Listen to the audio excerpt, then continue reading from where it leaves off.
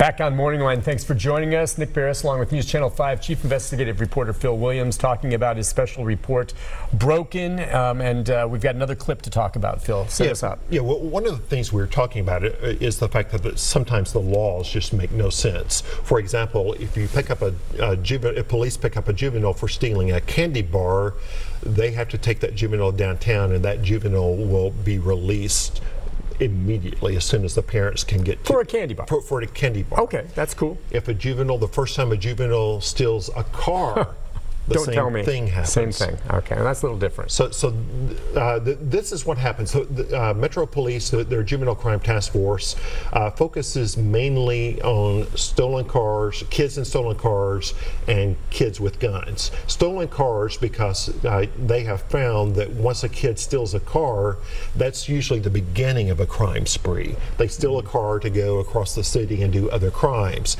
And so if they can interdict the children, the teens, in these stolen cars, then they can potentially prevent other crimes. And what they try to do is they try to use their helicopter to pursue these and track these kids in stolen cars, because they don't want to get into a pursuit with a kid who doesn't really know how to drive that well and may feel like he has nothing to lose. And so our team was with the Juvenile Crime Task Force when they got onto a kid in a stolen car. Let's have a look. Everyone, if he stays like this, we're going to go 65 north, not 24, so we'll be heading up to Madison, moving all the way over to the right lane. Everyone exiting Old Hickory Boulevard. Right, top of the ramp, and he's in the number 2 lane to go right. So he's going to be going into Madison, towards Gallatin. Still number 1 lane, still behind this large green and white moving truck. We'll be getting up in traffic at Gallatin Pike here in just a second. Everyone's up at the red light, 1 street before Gallatin. Alright, still stuck behind that white green truck. Everyone go to the air, they're going to take it. Everyone, drivers out bailing, run to the back of the car, going over the railroad tracks. 20, what's 20? In front of elementary school, onto the elementary school properties, falling down to them behind us. K9's coming up. They got him.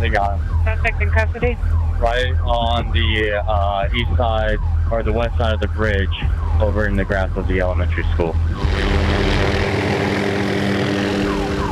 You all right? Good job. Good. You got your keys on you? Where's the car at? Other side. Watch out. Oh, no. Real, huh? Relax. So this is what we've been talking about the entire time, things that we're seeing here every single week. 17-year-old in a stolen car. Again, a stolen car that was easily accessed because the owner or the driver operator left the keys accessible to him. A very nice vehicle, an Audi, very expensive vehicle. Now he's out cruising the streets of Nashville. Here, let me open that up. See if I didn't buy one. oh, here you go. That's a good one right there. Oh, it is a ski mask. Look at that. Again, this interesting. Wow, watching that as they take him down. This was a car that was taken because it was a crime of opportunity, I suppose, as he said. Right. As we keep doing stories on people that leave their cars unlocked and keys in the ignition or whatever. Come on, get with it. Yeah, and a lot of it are the fobs. Yes, where people that's right. can just put them in the console. So, I mean, if people learn anything, stop making it easy for kids to steal cars. Yeah, now he had a mask and everything too. Now that's a little different the way he took that vehicle. A lot of these teens are involved in carjackings. Now that's violence. Right. Correct? That's a different category? Correct. Okay. That's a actual threat to a person. Right. So they can detain on a first offense with a carjacking. But that 17-year-old, as he was brought in, what do we assume happened to him that evening after he was processed? He had been arrested for auto theft a month before. Okay. Arrested again. He was taken to juvenile detention and he was released 3 hours later. 3 hours later. And you could tell, too, I mean, he was not docile. I mean, he took a kick at the photog in front, and they had to put him, I mean, it's just a different mindset. It's like it doesn't faze them. Yeah, and again, we have to look at why is that, and that's what we're going to try to do with this series, is to try to dig deeper and see, you know, what is happening in our city. Why is this juvenile crime occurring, and what can we do to fix it? Several of the comments on Facebook responding to that very question on who should be held responsible ask about the parents. And one, Phil, can parents be held accountable for the actions of their juvenile kids? And two, can there be anything more? I think we all agree more parent involvement is always good, and some of these kids maybe don't even have parents that care. But can the parents be held accountable? Well, and one of the interesting things we found, and we're going to get into later as all of this progresses throughout the month of November, you know, there are some parents who have been begging, you know, I cannot control my child, help me. And they are told, you know, and in one case a mother said, you know, I begged them to keep my child locked up. And because the law says the children cannot be detained, the parents are then told, you either come and get your child or we're going to report you for neglecting your child. So then they're given no choice. Right. They have to go pick up the child, and they've already acknowledged they can't deal with them. They're afraid of their own children sometimes. Yeah. And so this problem is so big that, you know, I think you're going to hear in the piece tomorrow night at 10 that it really does require a community-wide response. And it's not just at the local level, it's at the state level. So a call from Jack. Jack, good morning. Hi, Jack. Yeah, I think we need to have mandatory education for stupid adults. What do you mean? I don't know how many times I've heard about people leaving their keys in their cars and the car gets stolen. I mean, really, how stupid do you have to be in this day and age with the number of car thefts that are going on to leave your keys in your car? So I would suggest, after the car is recovered, the adults get ticketed and are forced into a mandatory education program to stop leaving their keys in their cars. It's not only that, Phil. People are leaving guns in their cars. Exactly. Okay. And we're going to get into that later this week as well. The Tennessee State Legislature was given a chance to pass a law this past session that would have put a fine in place for people who leave a gun unsecured. And they were afraid of infringing upon the rights of gun owners. Well, it's kind of interesting, though. I mean, it is your car, and it's still a crime being committed. And so someone steals something from you because you're careless, leave the car unlocked.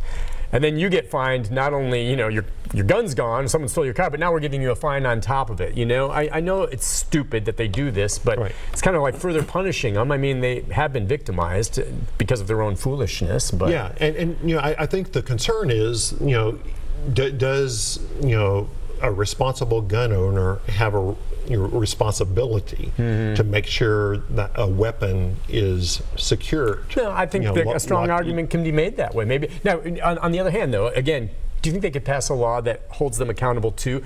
Some people would say some of these parents have children that are weapons. Can they be held responsible for the conduct of their children? And the other thing we're going to get into is that possession of a handgun by a juvenile is a misdemeanor. And so again, it's a very low-level offense, and so that limits the options with you know what DCS can do with them, because it's just a misdemeanor. Okay, so there's another layer: the laws, and then how DCS handles it. Let's go to Bill next. I believe we have Bill. Good morning, Bill.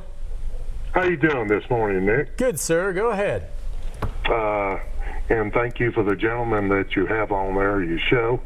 I know that was a lot of good work he's done so far. I appreciate it. And anyway, this is just ideas. Maybe pumping a little taxpayer money into the local churches.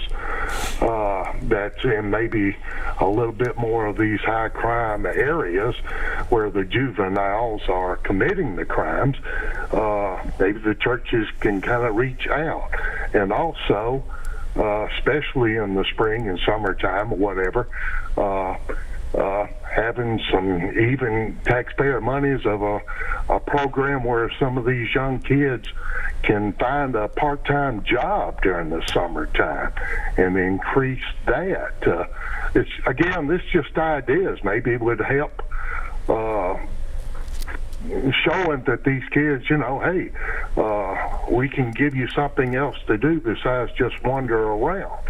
Give them some other options. That's got to be part of the equation. You know, there really does need to be a community-wide conversation. I was talking to my pastor this weekend, and he says something about that he had been thinking that, you know, our church needed to reach out to the 37208 community, which is the community. It's North Nashville, which has the highest incarceration rate of any zip code in the country. And it really is going to require a community-wide conversation, and it is going to require someone taking a leadership role and saying, okay, this is a monumental task. How can we begin taking steps to tackle this problem? All right, we'll take a break. When we come back, our final segment with Phil Williams. We have another clip to show as well, correct? Yes. And we'll tell you more about how you can follow Broken throughout the month of November right after this. Stay with us.